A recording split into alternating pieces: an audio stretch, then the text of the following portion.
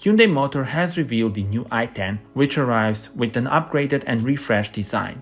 The company has also added advanced connectivity features, comfort elements, and technologies that are usually only seen in higher segments. This progressive move makes the model even more competitive in its class. The model now boasts a sportier stance and gives off a bolder feeling thanks to its low roof and long wheelbase. Inside, the model is outfitted with blue mood lamps in the front seats.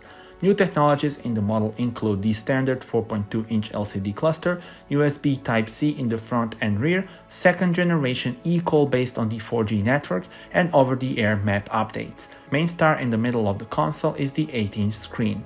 Progressive in the A segment, the model is outfitted with power folding mirrors. And like its predecessor, it offers a boot capacity of 252 liters or 1050 liters with the seats folded.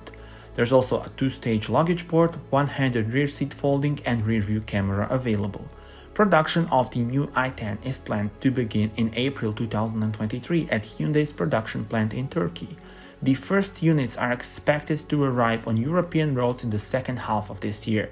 Tell me in the comments, how do you like it?